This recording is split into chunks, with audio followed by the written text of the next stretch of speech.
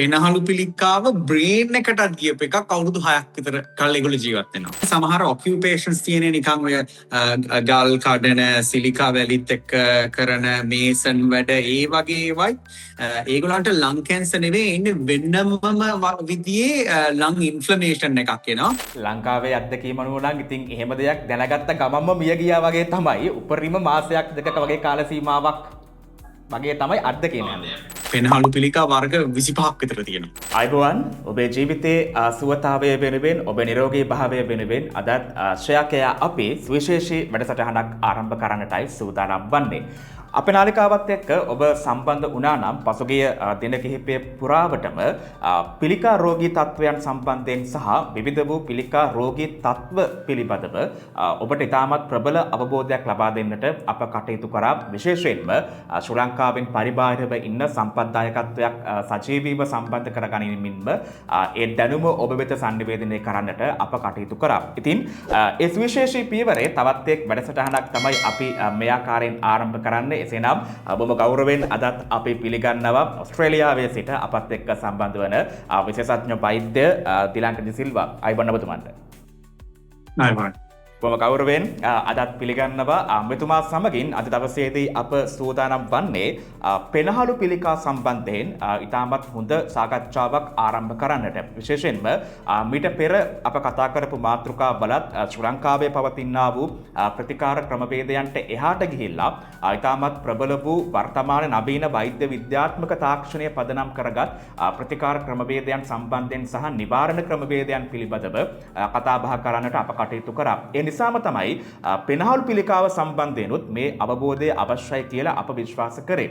විශේෂයෙන්ම ශ්‍රී ලංකාවේ වර්තමානයේ හමු වෙන සංඛ්‍යා දත්තවලට අනුව ශ්‍රී ලංකාවේ පිරිමි පාර්ශවය අතර මුඛ පිළිකා වලින් අනතුරුව වැඩිම රෝගීන් ප්‍රමාණයක් වාර්තා වන පිළිකා වර්ගය තමයි මේ පෙනහළු පිළිකා වර්ගය කියලා කියන්නේ. ඒ වගේම ශ්‍රී ලංකාවේ ජාතික පිළිකා මර්ධන දත්තවලට අනුව පිළිකා රෝගයෙන් විදිහට පෙනහළු පිළිකා රෝගියෙක් වාර්තා වීමේදී ඔහු හෝ ඇය මරණයට පත්වීමේ සම්භාවිතාවත් ඉතාමත් ඉහළ මට්ටමක පවතිනවා කියලයි ශ්‍රී ලංකාවේ දත්ත පරිශීලනයේදී අපට හමු වුණේ. ඒ නිසාම තමයි සෙසු පිළිකා තත්ත්ව සම්බන්ධයන් වගේම ශ්‍රී ලංකාවේ වැඩි අවබෝධයක් නොමැති මෙම පෙනහළු පිළිකා සම්බන්ධයෙන්ුත් වැඩි අවබෝධයක් අවශ්‍යයි කියලා අපි විශ්වාස කරේ. ඉතින් වෛද්‍යතුමනි මගේ පළවෙනි ප්‍රශ්නය මම ඔබතුමා ගාවට එන්නේ ප්‍රථම අධීරයේදීම පෙනහළු පිළිකාව සොයාගන්න එක මට මෙහෙම රෝගී තත්ත්වයක් තිබෙනවයි කියලා රෝගියෙකු හඳුනා ගැනීම කොච්චර වැදගත්ද කියන කාරණාව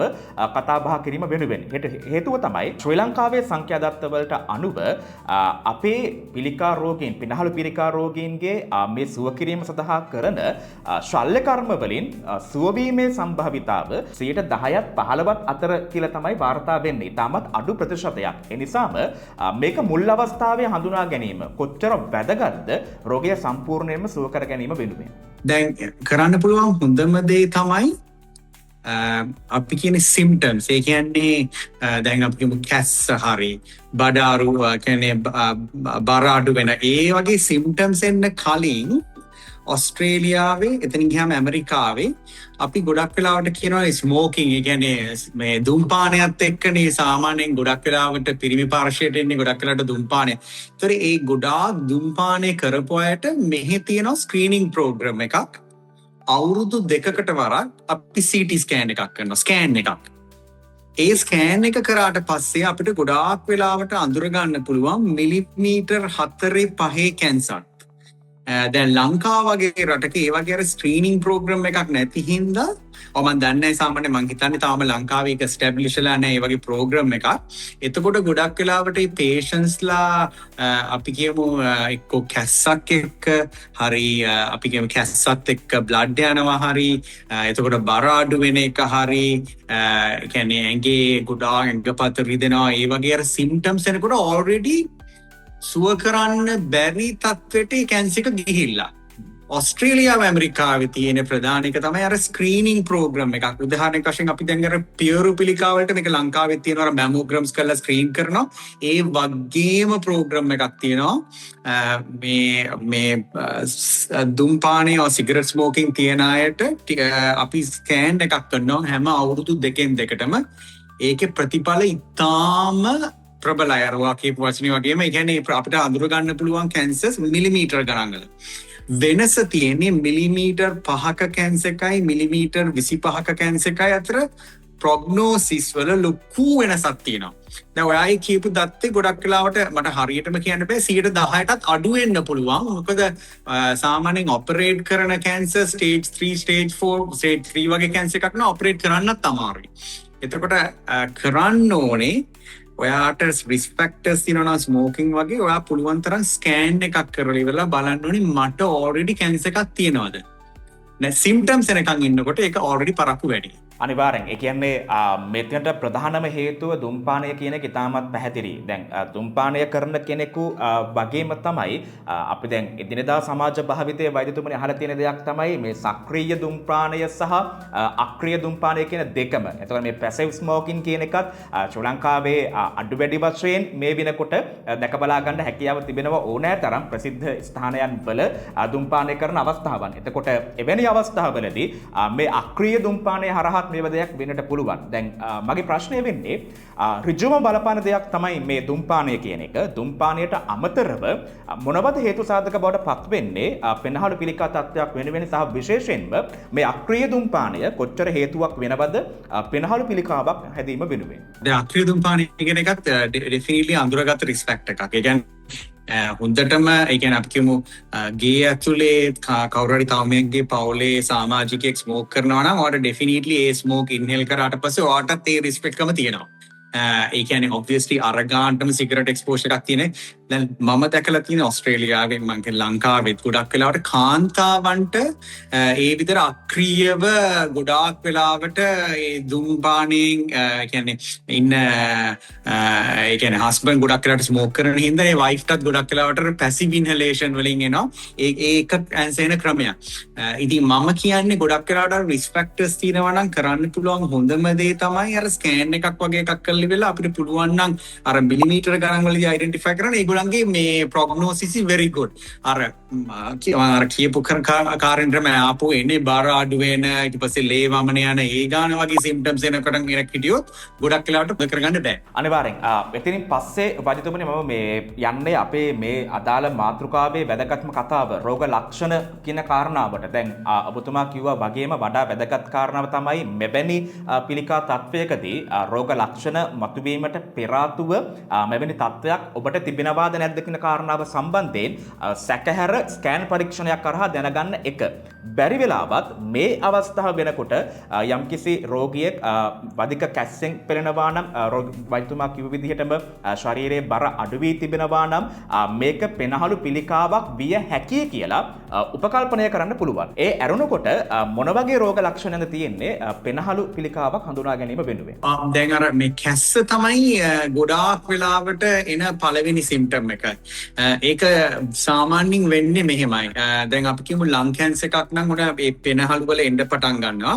එතකොට පපුවේ මැද ඒ කියන්නේ කියනවා මීඩියස්ටයිනම් එක කියලා ඒකේ තියෙන කුත් that your lymph nodes ඒ වටේ කැන්සර් එක ගියාට පස්සේ ඔයාගේ එයාවේස් ඒ කියන්නේ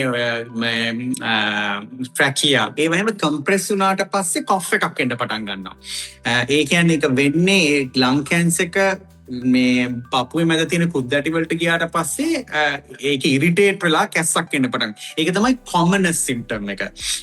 දෙවෙනියට තමයි ගොඩක් වෙලාවට බ්ලඩ් වෙසල්ස් වලට ඉරෝඩ් වුණාට පස්සේ කැන්සර් එක ඒකින්වත් අපිට මේ එතකොට තමයි අපි කහිනකොට නිකන් බ්ලඩ් එන්න පටන් ගන්න. එතකොට ඒක සෑහෙන භයානක සිම්ප්ටම් එකක්. ඒ කියන්නේ ඔයා ඩෙෆිනිට්ලි ඒ වගේ එකක් වෙනවා නම් ස්මෝකින් හිස්ටරි එකක් එක්ක ඉතාලම ඉක්මනින් ස්කෑන් එකක් කරලා ඉන්වෙස්ටිගේට් කරගන්න ඕනි. දැන් අපි හැමෝම දන්නවා හරි අමාරුයි බර අඩු කරගන්න. unintentional weight loss කියන්නේ අපි කිසිම දෙයක් කරන්නේත් නැතුව weight එක අඩු වෙනවා නම් ඒ risk factors එක්ක ඒකත් හොඳටම හිතන්න ඕනේ මට මේ ලං කැන්සර් නෙවෙයි වෙන කැන්සර් එකක් හරි එන්න පුළුවන්. දෙවැනි එක තමයි සමහර කැන්සර්ස් දැන් අපි කියමු මේ මහ බඩවැලේ ඒ වගේ කැන්සර් එක ඇවිල්ලා ඉවර වෙලා ලං එකට යන්නත් පුළුවන්. එතකොට ඒකට කියන්නේ secondary cancers කියලා. එහෙම එකකිකුත් එන්න පුළුවන් ඔය වගේ කියන ලක්ෂණ හැම එකක්ම. ඉතින් මම හැම වෙලාවෙම හිතන්නේ දැන් අපිට උගන්වන මේ වෛද්‍ය විද්‍යාලයට ගියාමත් ඒක අර unintentional weight loss. ඒ කියන්නේ අපි කිසිම මහන්සියක් නැතුව බර අඩු වෙනවා නම් ඒක actually හොඳටම ඉන්වෙස්ටිගේට් කරන්න එකක්. ඒකට මම කියන්නේ එයාට කැන්සර් එකක් ඩෙෆිනිට්ලි තියෙනවා කියලා. හැබැයි ඒක එක ඩිෆරන්ෂල් ඩයග්නොසිස් එකක් තමයි යාමවට කැන්සර් එකක් තියෙන්නත් පුළුවන් කියන එක.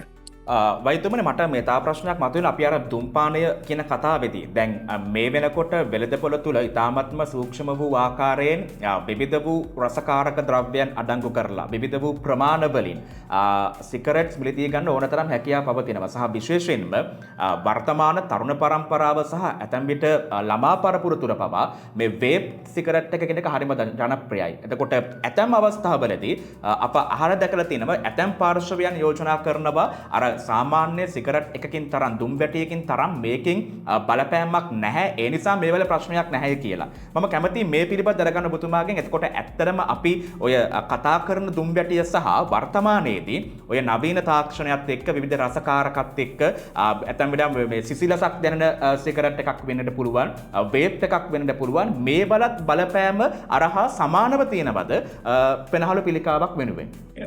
අනිවාර්යයෙන් මේක ලොකු මිත්‍යාවකේ වේපින් අනිත් වගේවා සිගරට් ස්මෝකින් වලට වඩා වෙනස් කියන එක. මම ඇක්චුවලි ඒකට අමතක වෙන්න දෙකක් මේ අවුරුදු 10කට විතර කලින් මම අවුරුදු 12කට විතර කලින් මම ට්‍රේන් වෙන කාලේ අවුරුදු 34ක විතර මේල් කෙනෙක් ආවා මේ එයාට හොඳ වෙන්නේ නැති ওই විදිහට කොෆ් එකක් තියෙනවා. කිසිම දවසක එකම සිගරට් එකක්වත් බීලා නැහැ. හැබැයි අවුරුදු 5කට 6කට ඇතුළත කන්ටිනියුවස්ලි වේප් කරලා තියෙනවා. ඒ කියන්නේ හැම වෙලාවෙම වේප් කරලා තියෙනවා. ස්කෑන් එක අරගත්තට පස්සේ කියන්නේ වම් පැත්තේ තනිකර කැන්සර් තියෙන්නේ. තනිකර කැන්සර් එකක් තියෙන්නේ. එයාට තිබ්බ එකම රිස්පෙක්ට් එක තමයි වේපින් කියන එක. ඒකින්ද දැන් ඕස්ට්‍රේලියාවේ එහෙමනම් ඒ වේපින් කියන එකත් හොඳටම රෙගියුලේට් කරනවා ස්මෝකින් වගේම. දැන් මෙහි කවදාක්වත් මේ ගොඩාක් රෙස්ට්‍රික්ෂන්ස් තියෙනවා ඇතුළක දැන් අපි කියමු රෙස්ටොරන්ට් එකට ගියාත් එහෙම ඇතුලේ ස්මෝක් කරන්න බෑ ඕස්ට්‍රේලියාවේ. ඒ වගේම වේපින් උත් සෑහෙන රෙස්ට්‍රික්ෂන්ස් තියෙනවා. මොකද ඔස්ට්‍රේලියන් ගවර්න්මන්ට් එක ඇමරිකා ගවර්න්මන්ට් එකම රියලයිස් කරලා තියෙනවා මේකත් ලොකු රිස්පෙක්ට් එකක් ලං කැන්සර් වලට. ඒක පොඩ්ඩක්වත් සේෆ් නෑ. එතකොට මට දෙන්න පුළුවන් අවවාදයක් දෙන්න පුළුවන් නම් මේ දෙකම නරකයි. වේපින් කියන එක හොඳ සබ්ස්ටිටියුට් එකක් නෙවෙයි.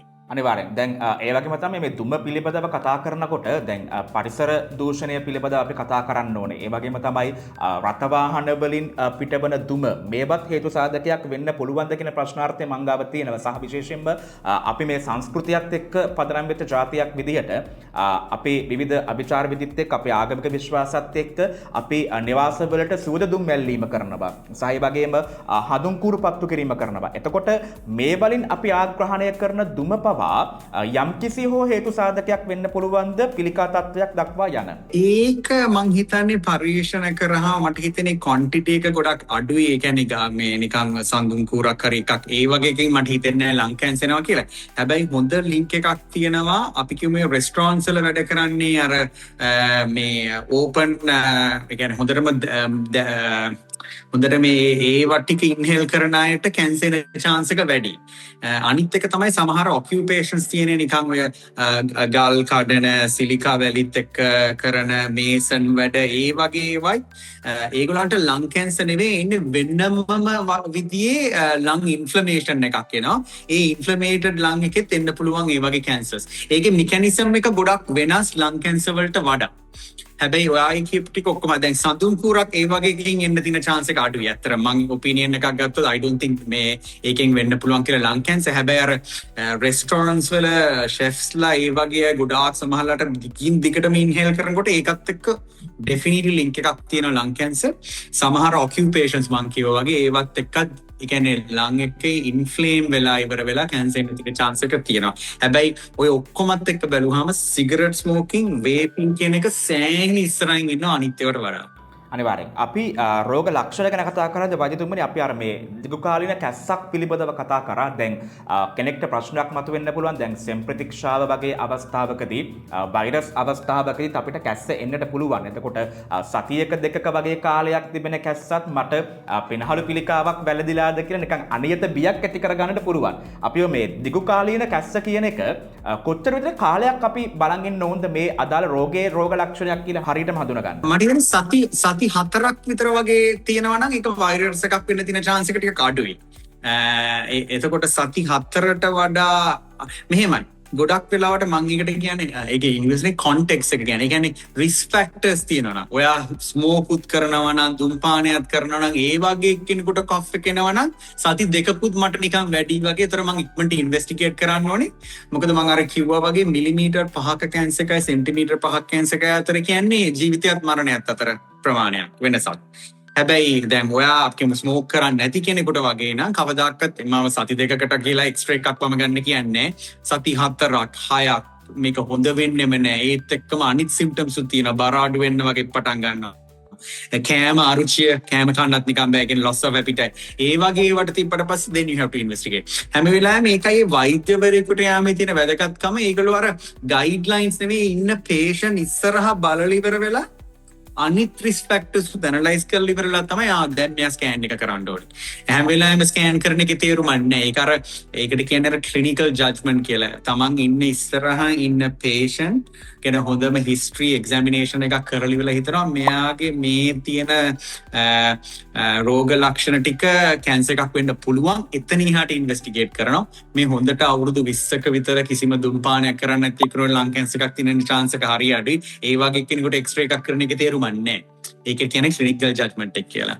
අනිවාර්යෙන්. එහෙනම් ඊටාම පැහැදිලි ඇති ඔබේ තත්ත්වය සම්බන්ධයෙන් අනියත බියක් ඇති කර ගැනීම අවශ්‍ය නැහැ. හැබැයි දුම්පානය වැනි මේ සක්‍රීයවම රෝගයට හේතුකාරකයක් බවට පත්වන දේක ඔබ නියැලී සිටිනවා නම් අනිවාර්යෙන්ම වෛද්‍යතුමා කියපු විදිහට යම්කිසි පරීක්ෂණයක් කර ගැනීම තමයි වඩා වටින්නේ මේ රෝග ලක්ෂණ ඔබට පහළ වී තිබෙනවා නම්. ඊළඟ ප්‍රශ්නය මොනවද තියෙන පරීක්ෂණ කියන එක. වෛද්‍යතුමා මොනවා වගේ පරීක්ෂණද විශේෂයෙන්ම ශ්‍රී ලංකාව තුළ මේ විදිහට තියෙන මේක හඳුනා ගන්න? මුලින්ම සරලම පරීක්ෂණය තමයි එක්ස්රේ කියන එක.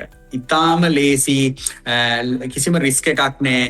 අපි හැම වෙලාවෙම කියනවා රේඩියේෂන් කියලා. දැන් හැම එක්ස්රේ එකකම CT ස්කෑන් එකම ඒකේ තියෙන ප්‍රශ්නේ තමයි රේඩියේෂන් කියන එක්ස්පෝෂර් එක.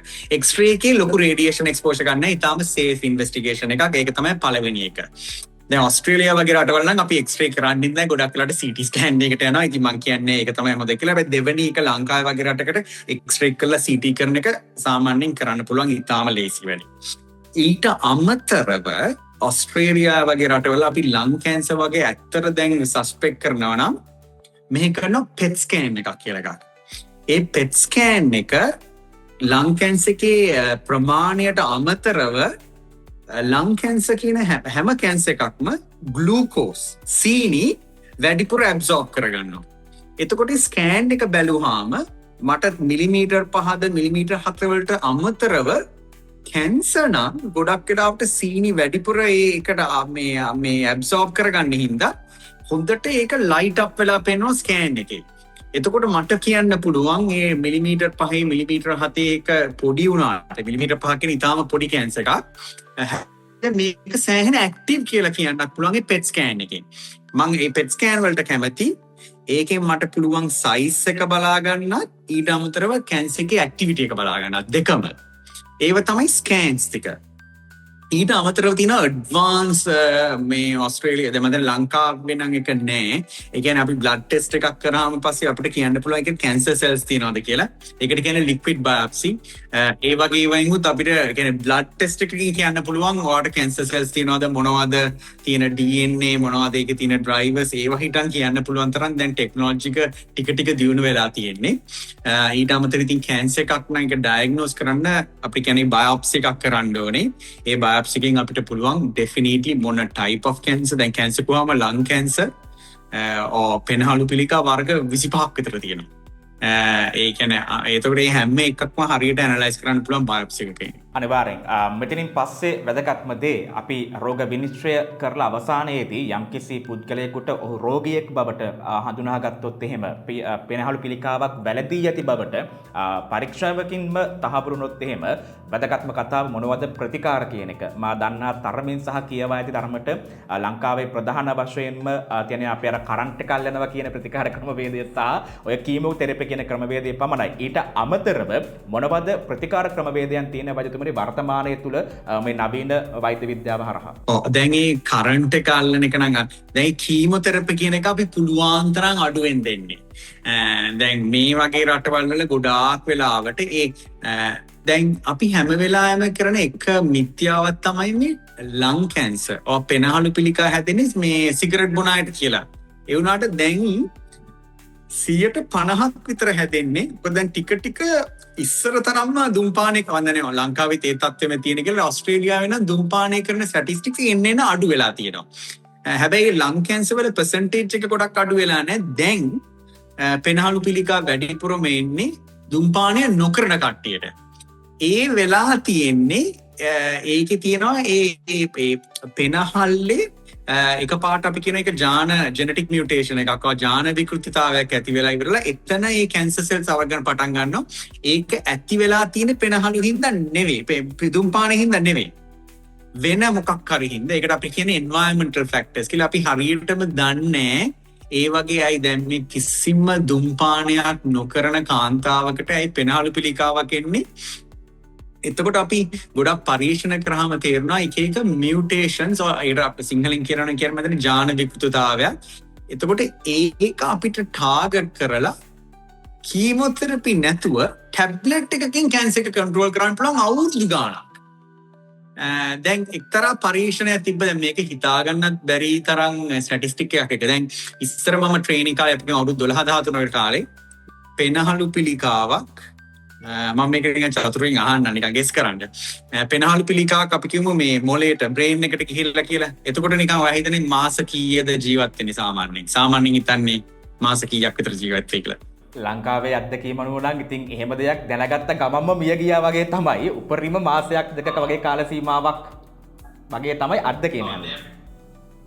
දැන් සමහර කැන්සර්ස් තියෙනවා. ඒකට කියන්නේ ALK mutated. සාමාන්‍යයෙන් ලං කැන්සර් වලින් 3-4ක් විතර මේ මියුටේෂන් එක තියෙනවා. ඒගොල්ලෝ on average මේ අවුරුදු 6ක් ජීවත් වෙනවා. පිල් එකකුත් එක්ක. මම දෙන්නේ පිල් එකක්. ඒ කියන්නේ මේ ටැබ්ලට් එකක් විතරයි. ඒ ටැබ්ලට් එකෙන් කැන්සර් එක කන්ට්‍රෝල් කරන්න පුළුවන්. මේ පෙනහළු පිළිකාව බ්‍රේන් එකටත් ගියප එකක් අවුරුදු 6ක් විතර කල් ඒගොල්ලෝ ජීවත් වෙනවා. හිතන්නවත් බෑ මේක. මම මේකට ඉස්සර කාලේ මම මේ වගේ එකක් කියන්නේ හිතුවේවත් නෑ. මම මෙඩිකල් ඔන්කොලොජි ට්‍රේනින් කරලා ඉවරලා මේ කන්සල්ටන්ට් වෙනක අතර කාලය ඇතුළත ඒ වගේ මේ ලං කැන්සර් ට්‍රීට්මන්ට් එච්චර දියුණු වෙයි කියලා ඒ ගානට දියුණු වෙලා තියෙනවා. ගොඩාක් වෙලාවට අර ස්මෝකින් කරන කට්ටිය නෙමෙයි, ස්මෝක් නොකරන කට්ටියගේ ජාන විකෘතිතාවය හරියටම අයිඩෙන්ටිෆයි කරාට පස්සේ තමයි ඒ වගේ පිල් එකක් දෙන්න පුළුවන්. ඒ පිල් එක extremely effective.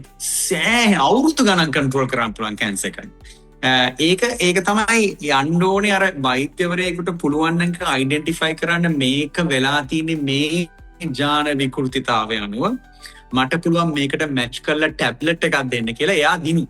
එයා මාස 3 නෙමෙයි මැරෙන්නේ අවුරුදු 6ක් 7ක් වෙනකන් 150. සමහර ඊටත් කල් ජීවත් වෙනවා. හිතාගන්න බැරි තරම් රෙවලූෂන් එකක් වෙලා තියෙනවා ලං කැන්සර් ට්‍රීට්මන්ට් වලට. ඒ වෙලා තියෙන අර concept of targeted therapy. ඒ කියන්නේ මැච් කරනවා ජාන විකෘතිතාවයට ටැබ්ලට් එකක්. කීමෝതെරපි අවොයිඩ් කරනවා. අනිවාර්යෙන් ඒ කියන්නේ මේ වෙනකොට ඔබට ඉතාමත් පැහැදිලි ඇති යම්කිසි රෝග ලක්ෂණයකට පෙර ආතුව රෝගය සම්බන්ධයෙන් ඔබ හොඳින්ම හරිහැටි අවබෝධ කරගත්තොත් එහෙම ඔබගේ ජීවිතය ආරක්ෂා කර ගැනීම වෙනුවෙන් ඉතාමත්ම හොඳ පියවරවල් මේ වෙනකොට නවීන විද්‍යාව තුළ නිර්මාණය වී තිබෙනවා. ඒ නිසා වඩා වටින්නේ ඔබ මේ කියන ලද අවදානම් කාණ්ඩවල ඉන්නවා නම් විශේෂයෙන්ම දුම්පානය කරන කෙනෙක් නම් ඒ අදාළ පරීක්ෂණ වැඩ කටයුතු වලට භාජනය වෙලා ඒ අදාළ ඔබගේ රෝගී තත්ත්වය පිළිබඳ පූර්ව නිගමනයක් නිර්ණයක් කර ගැනීම. වෛද්‍යතුමනි මගේ අවසාන ප්‍රශ්නය වඩා වැදගත් වෙන්නේ රෝගයක් බැලදෙනවට වැඩිය ඊට පස්සේ ප්‍රතිකාර පිළිබඳ කතා කරනවට වැඩිය මේක බැරිද ගන්න පෙර ආතුව චර්යාත්මකව මොනවද අපට ආරක්ෂක පීවරවල් කියන එක. ඉතින් පෙනහළු පිළිකාවකින් ආරක්ෂා වීම වෙනුවෙන් එදිනෙදා ජීවිතයේදී අපට මොන වගේ පීවරවල්ද ගන්න පුළුවන් වෙන්නේ? දුම්පානයයි වේපින් තමයි නරකම. ඒක තරම් ලොකු රිස්පෙක්ට් එකක් නෑ. ඊට පස්සේ අපි ගත්තාම ඇල්කොහොල් කියන එකත් ඇක්චුවලි ඔක්කොම කැන්සර්ස් වැඩි වෙනවා. ඒ කියන්නේ අපි හිතන්නේ ඇල්කොහොල් කියන එක මේ මුඛ පිළිකාවක් හරි අග්න්‍යාශය පිළිකාවක් ඒ වගේ විතරයි නෙවෙයි ඉන්නේ කියලා නෑ. ලං කැන්සර්ත් එන්න රිස්ක් එක වැඩි වෙනවා. ඒක තමයි දෙවෙනි රිස්පෙක්ට් එක. පස්සේ තුන්වෙනි එක තමයි අර මං කිව්වේ සමහර මේ රස්ස තියෙනවා අර ඒගොල්ලන්ට ගොඩක් වෙලාවට ඉන්ඩස්ට්‍රියල් ඩස්ට්. ඒවා එනකොට ඒ හරියට ඒ එක්විප්මන්ට් කියන්නේ මාස්ක් එකක් ඒ වගේ එකක් හරියට දැම්මම ඒක ගොඩක් වෙලාවට ප්‍රිවෙන්ට් කරන්න පුළුවන් කැන්සර්. ඒ ඔය තුන තමයි ඔයාට කරන්න පුළුවන් කැන්සර් ප්‍රිවෙන්ෂන් වලට. ඊට පස්සේ ඔයා අර රිස්ක් ෆැක්ටර් එකක් තියෙන ගෲප් එකක් නම් ගොඩක් වෙලාවට ස්කෑන් එකක් අවුරුදු දෙකෙන් දෙකට කිරීමත් සෑහෙන එක ප්‍රූව් කරලා තියෙනවා ඔයාට කැන්සර් ප්‍රිවෙන්ට් කරන්න පුළුවන් කියලා. ඕවා තමයි කරන්න පුළුවන් හොඳම ස්ට්‍රැටජිස්. අනිවාර්යෙන්. ඉතින් අප අද අපේ ප්‍රස්තුතය බවට පත් කරගත්තේ පෙනහළු පිළිකාව කියන එක විශේෂයෙන්ම ශ්‍රී ලංකාවේ පිරිමි පාර්ශවය අතර දෙවනියට වැඩිම බහුලතාවයකින් ව්‍යාප්ත වෙමින් පවතින පිළිකා වර්ගය මේක. ඒ වගේම තමයි ශ්‍රී ලංකාවේ දත්තවලට අනුව වැඩිම ප්‍රමාණයක් මිය යන පිරිමි පාර්ශවය අතර මිය යන රෝගී තත්ත්වය බවට පත්වන්නේත් මේ පෙනහළු පිළිකාව. ඒ නිසාම තමයි මේ පිළිබඳ දුරවබෝධයක් ලබා දීම ඉතාමත් වටිනවා කියලා අපි කල්පනා කරේ. අප විශ්වාස කරනවා වැඩසටහන තුළ නිසි බර ඔබ අනිවාර්යයෙන්ම ලබාගෙන ඔබගේ ජීවිත සුරක්ෂිතතාවය වෙනුවෙන් වෛද්‍යතුමා කරපු ඒ ප්‍රකාශයන් ඉතාමත්ම හොඳින් රුකුලක් බවට පත් කරගනිමි කියලා. ඉතින් වෛද්‍යතුමනි බොහොමත් ස්තුතියි. අද දවසේදීත් ඉතාමත් විශේෂ වූ මේ පිළිකා තත්ත්වය සම්බන්ධයෙන් ප්‍රබල අවබෝධයක් ලබා දීම වෙනුවෙන් අපත් එක්ක අත්ව බැඳගත්තට අද දවසේදීත් අප සම්බන්ධ කරගත්තේ ඕස්ට්‍රේලියාවේ සිට විශේෂඥ වෛද්‍ය දිලංක ද සිල්වා මැතිතුමන්. ආයුබෝවන් ඔබතුමන්ට බොහොම ස්තුතියි.